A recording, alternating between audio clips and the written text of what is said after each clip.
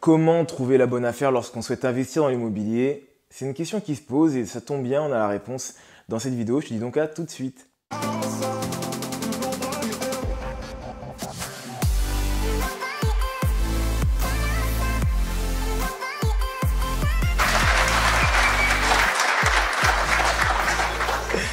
Plus sérieusement, salut à toi ambitieux, salut à toi ambitieuse et bienvenue sur cette chaîne. Comme je viens de te l'expliquer, nous allons parler des techniques pour trouver la bonne affaire en immobilier. En tout cas, je vais te donner les astuces que j'utilise ou que j'aurais pu utiliser si j'avais démarré dans l'immobilier, si je m'étais bien formé bien sûr. Je me suis vachement formé dans le tas, mais bref, passons. Dans tous les cas, voilà, je vais te donner des techniques simples et vraiment ludiques qui vont te permettre de pouvoir investir dans les meilleures conditions. D'accord? Mais juste avant ça, je vais t'inviter à t'abonner et pour ça, je vais te laisser quelques secondes. Donc, je te laisse quelques secondes et puis ensuite, on démarre. Et ça y est, c'est bon. Je pense que tu viens tout juste de t'abonner. Écoute, félicitations à toi et bienvenue dans cette famille qui ne cesse de grandir des ambitieux. Donc, nous allons parler de 4 techniques. 4 techniques pour pouvoir investir, en tout cas trouver la zone où il faut investir de manière sûre, rentable, tranquille. D'accord? C'est des techniques qui sont hyper simples, tu vas voir, à utiliser et que tu peux utiliser dans toutes les conditions et au quotidien. La première chose à faire, excuse-moi, j'ai ma voix qui part, c'est de savoir si on est sur une tendance haussière ou une tendance baissière. L'immobilier, c'est un marché. Et comme tout marché, il a une offre et une demande. Et il a également un cycle. Il va donc y avoir une période où il va y avoir plus de vendeurs que d'acheteurs et vice-versa. Ce qui est bien dans l'immobilier, c'est qu'il y a également des micro-marchés. Donc ça signifie qu'il peut y avoir des villes, des quartiers, donc des villes dans des villes carrément, où il va y avoir des tendances qui vont être plus baissières ou plus haussières, alors que dans le reste, ça ne va pas être le cas. Donc si tu es dans une tendance qui est baissière, ça signifie donc que tu vas avoir une baisse du prix de l'immobilier parce qu'il va y avoir plus de vendeurs que d'acheteurs. À ce moment-là, ça peut être une situation qui peut être intéressante pour toi parce que vu qu'il y a plus d'offres que de demandes, tu vas être en capacité de pouvoir casser le prix. Mais à l'inverse, si tu as une tendance haussière et qu'il va y avoir plus d'acheteurs que de vendeurs, le conseil que je pourrais te donner déjà, c'est de soit changer de secteur, parce que ce qui est bien dans l'immobilier, comme je viens de te dire, c'est qu'il y a des micro-marchés. Donc va dans un autre secteur où la tendance est plus baissière que haussière, ou sinon tout simplement attendre.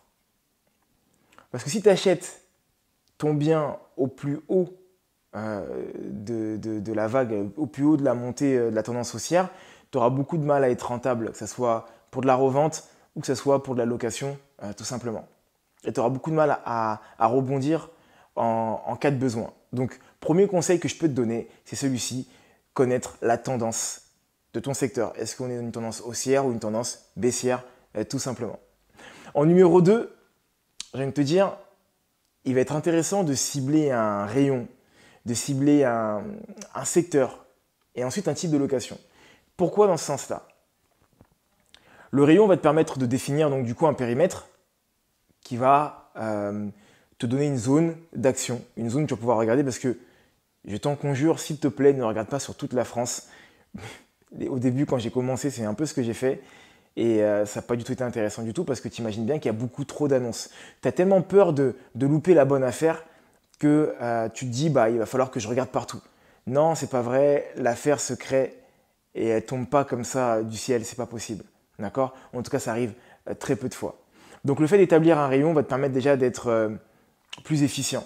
Le secteur également aussi. Donc, le rayon est égal secteur, mais je définis vraiment les deux parce que le rayon, ça peut être dans plusieurs villes, hein, on est d'accord? Plusieurs villes qui vont être limitrophes et qui vont donc du coup se toucher. Après, tu peux aussi, à ce moment-là, quand tu as ton rayon, être dans un secteur beaucoup plus précis d'une ville, d'un quartier en fonction du rayon que tu t'es donné. Ensuite, le type de location. Pourquoi? Parce que d'un secteur à un autre, il n'y a pas la même demande. Ton secteur peut être dans un endroit où il y a des facs, par exemple, Et donc là, du coup, le type de location va plus se prêter à de la colocation. Alors que ton secteur peut être un endroit où ça va être beaucoup plus saisonnier. Et là, ça va plutôt être la location saisonnière qui va, elle, être plus propice à ce type de bien-là, à ce type de projet-là. Donc selon moi, ça va être la deuxième chose que tu peux faire également. Ça va être donc d'établir un rayon et ensuite voir dans ce rayon un secteur et dans ce secteur, regarder si il y a un type de produit phare ou non. Et à toi après d'établir ta stratégie bien sûr. En numéro 3, on en parle très peu, voire même jamais, mais là en tant que courtier, je t'en parle. Aller voir son banquier et savoir sur quel type de projet il peut t'accompagner. Ça te permet de savoir est-ce que tu peux partir sur un projet qui va être rentable ou pas. Imaginons que ta banque t'accompagne ou dans ta zone, les banques accompagnent sur du surfinancement lorsque tu ramènes de l'apport. Ça signifie que tu ramènes de l'apport pour les frais, mais elles sont prêtes à t'accompagner sur les travaux, par exemple. Imaginons que ce soit le cas. Eh ben, tu peux partir sur un bien où il va y avoir énormément de travaux sans avoir peur que le banquier te dise non par la suite. Parce que tu peux trouver le bien le plus rentable du monde. Mais si ta banque ne t'accompagne pas, ne l'oublie pas, pas de bras, pas de chocolat en vrai. Donc il est hyper important de savoir quelle est la tendance de ta banque. Est-ce que ta banque, la conjoncture de ta banque, est-ce qu'elle va également pouvoir t'accompagner ou pas? C'est bizarre ce que je peux te dire, en tout cas c'est étonnant, mais ça fait partie aussi de la faisabilité, de la rentabilité de ton projet. Donc pense-y, va voir ton banquier, discute avec lui, et si tu peux voir ton banquier, viens me voir moi. Il y a ce qu'on appelle un call diag et les liens sont juste en bas. Il te permet de rentrer en contact avec moi pendant une dizaine de minutes et ça totalement gratuitement. Donc tu n'hésites surtout pas, tu cliques sur le lien, tu te laisses guider, tu prends ton rendez-vous et puis on échangera ensemble tout simplement. D'accord? Donc en numéro 3, j'ai envie de te dire, allez voir ta banque et connaître la conjoncture de ta banque. Est-ce qu'elle est propice ou pas à du prêt immobilier dans l'investissement ou bien d'autres banques dans le secteur, tout simplement. Et en numéro 4, j'ai envie de te dire, tester le marché, tester le tissu, tester. Regarde regarde les annonces, regarde quel type d'annonce il y a pour de la location, regarde s'il y a beaucoup d'annonces pour un certain type de bien ou non. Regarde tous ces points-là qui vont te permettre de connaître la tendance. Est-ce qu'il y a beaucoup de demandes ou pas au niveau de la location dans le secteur que tu auras choisi, que tu auras établi. Tu vois, c'est 4 techniques, mais vraiment hyper simples, qui te permettent tout simplement de pouvoir chercher et trouver un bien qui va être rentable.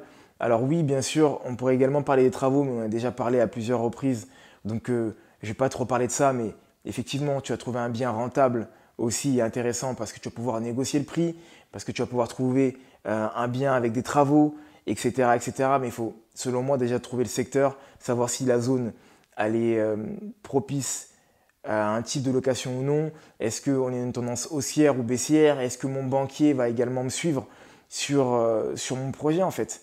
D'accord? Après tout le reste, si tu as l'habitude de me suivre, tu sais, c'est du b.a.-ba. Je te le dis à chaque fois, il faut que tu trouves des biens où il va y avoir des travaux, que tu puisses négocier le prix et toutes ces autres choses-là. Donc, et voilà, c'est la fin de cette vidéo. J'espère qu'elle t'aura plu. Si c'est le cas, n'hésite pas à la partager, y mettre un pouce. Partage-la sur les réseaux, Facebook, WhatsApp, Instagram, ce que tu veux. D'accord? Mais partage-la et propage la bonne nouvelle, la formation. Ou en tout cas, si ça peut aider quelqu'un qui est à la recherche d'un bien et se dire, il ne sait pas par où commencer.